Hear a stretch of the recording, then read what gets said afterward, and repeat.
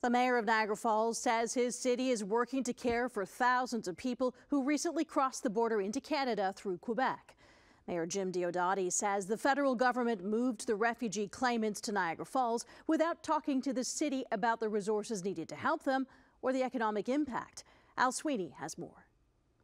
At a hotel in downtown Niagara Falls today, we talked to refugee claimants from Turkey and Africa.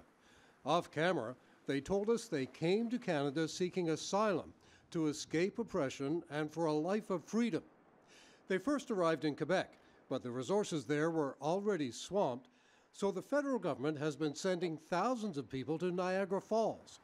The city welcomed them. In the beginning last summer, we had 87 rooms put aside for them. It was done discreetly and everything seemed to be fine.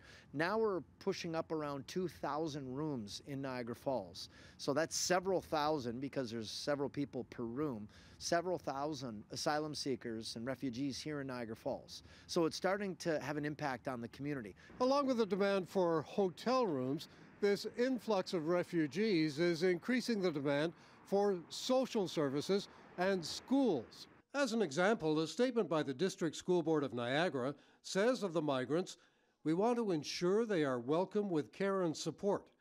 It says it's delighted with the contributions they make to our school learning process. It's seen a larger group of students, around 300 elementary, in the past year, and has had to hire additional staff, including teachers and multi-language coaches. And with the summer tourism season on the way, the mayor wants to know what's going to happen with all those hotel rooms that attract paying tourists as the city still recovers from COVID.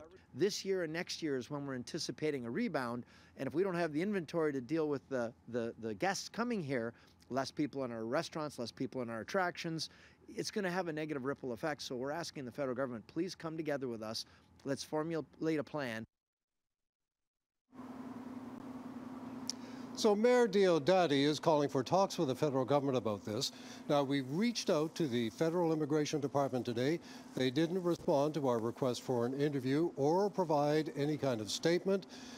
The mayor says they haven't said anything to him either.